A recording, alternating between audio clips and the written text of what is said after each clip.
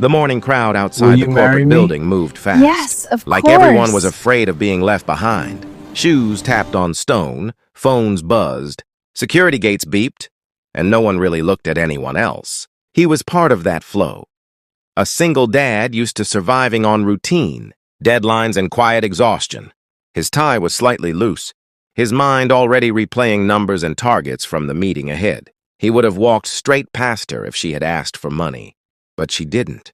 She just stood there, small and still, holding a worn-out school bag against her chest as if it was protecting her heart. When their eyes met, she didn't look away. That alone made him stop. She swallowed, took a breath that looked too heavy for her age, and asked softly, "Can you give me a hug, please?" The words didn't belong in that place. This was a building where emotions were hidden behind glass walls and professional smiles. Hugs were for homes, not offices. He felt every instinct tell him to move on. Cameras watched. Guards stood alert. Rules hovered in the air like warnings. He knelt down so they were at the same level, careful, respectful. He asked if she was hurt. She shook her head. He asked if she was lost. Again, no. "My mom works here," she said. "She told me to wait.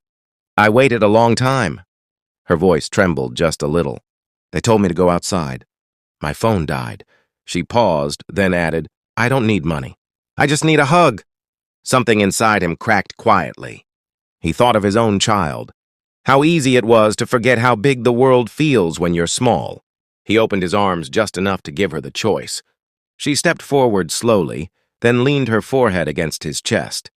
The hug was short and careful, but it was real. Her shoulders dropped, like she'd been holding herself together all morning and finally let go. When she stepped back, tears rolled down her face, silent and relieved. The guard nearby cleared his throat uneasy. He stood up and calmly asked if they could help her find her mother. The guard hesitated, then nodded. Inside, the lobby felt colder. The receptionist typed the name, paused, then typed again. Her smile disappeared. HR arrived quickly, voices gentle but firm. They said there had been an internal issue. The mother's access was revoked. No contact allowed. The words sounded clean and professional, but the effect was cruel. The girl's fingers tightened around her bag. She looked up at him, confused, trying not to cry again. He asked where the mother was. They said they couldn't share that. He asked who thought it was acceptable to leave a child outside, without explanation. They said procedures were followed. He reached up, unclipped his badge, and placed it on the counter. The sound was small but final. He said he would not leave until the child was reunited with her. Mother or the authorities were called. A manager stepped in, lowering his voice, warning him about consequences. He replied quietly that consequences were already happening, just not to the people who deserved them. Time slowed. People watched from a distance, pretending not to stare. The girl sat beside him. He told her about learning to be both a parent and a provider at the same time, about burning dinners and fixing broken toys with tape and patience. He told her that being brave didn't always mean being strong. Sometimes it meant asking for help out loud. She listened, calmer now, like the hug had given her something solid to hold on to. Then the elevator doors opened. Her mother stepped out carrying a cardboard box, her face tired but proud. The girl ran to her, arms tight, tears back again, this time mixed with relief. The mother looked at him, eyes full, and whispered, "Thank you." HR murmured apologies that felt empty. He didn't stay to hear more. He walked them outside, called them a ride, pressed his card into the mother's hand, and said softly that kindness should never need permission. As the car drove away, fear settled in his chest, followed by a strange peace. He knew his job was likely gone. He also knew he had made the only choice he could live with. He walked home that evening feeling uncertain about tomorrow, but steady about who he was today. The silence that followed his decision was heavier than any argument. The next morning, his phone didn't light up with the usual work alerts. No reminders, no meeting pings, no polite corporate urgency. Just quiet. He made breakfast for his child, packed the lunch carefully, listened to a story that usually got rushed. For the first time in years, he walked slower. Still, fear sat in the background, whispering questions he couldn't yet answer. How long would savings last? What would he say in interviews? Had he just thrown away stability for a moment of emotion? By midday, messages began to arrive. Not official ones, quiet ones. A colleague wrote that something big was happening inside the company. Another hinted that security footage from the lobby had been shared internally. Someone else said documents were attached to it. The pieces didn't make sense yet, but he felt a shift, like pressure changing before a storm. He didn't celebrate. He didn't regret. He waited. 2 days later, an email came from an unknown address. It was the girl's mother. She wrote simply, carefully, as if choosing each word with respect. She explained that she had reported payroll manipulation weeks earlier. Small numbers shaved quietly, affecting dozens of lower-level employees. When management realized she wouldn't stay silent, they removed her access. Under the cover of review, she had been escorted out without a chance to call her daughter. If you hadn't stayed, she wrote, I don't know what would have happened next.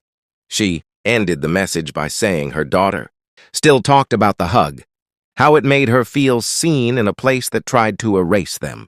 The investigation moved faster than anyone expected. Once the video spread, once the documents surfaced, the silence broke. Executives resigned quietly. The company released statements about ethics and accountability. No names were praised publicly. No heroes were announced. That was how it worked. But internally, things changed. Back pay was ordered. Apologies were issued. The mother was offered her position back. She declined and accepted a role elsewhere, somewhere smaller, somewhere human. He, meanwhile, faced interviews that tested his calm. Some companies praised his integrity in theory, but hesitated in practice. Others asked him to explain the incident as if kindness required justification. He answered honestly, without drama. He said he protected a child. He said he would do it again. Doors closed. A few opened. One evening, he received a call from a firm rebuilding its compliance culture after its own quiet scandals. They didn't ask him to defend himself. They asked him how systems fail people, and how people can fix systems without losing themselves. The offer wasn't glamorous. The pay was fair, not extravagant. The purpose felt real. He accepted. Weeks later, on his way home from work, he stopped at a crosswalk. The light was red. Traffic hummed.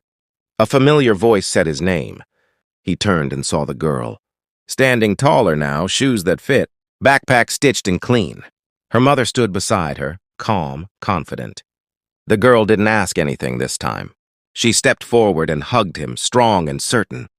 He returned it, smiling, aware of how small moments echo longer than big speeches. As they parted, he realized something simple and lasting.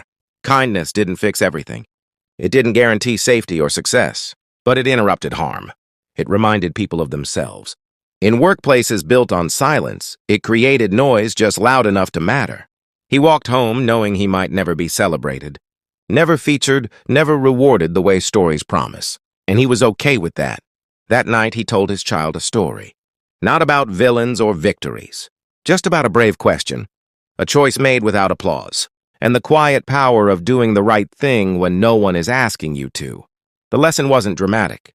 It didn't need to be. Some heroes don't wear titles. Some acts don't need witnesses. And sometimes, a single hug is enough to change the direction of more lives than you'll ever know.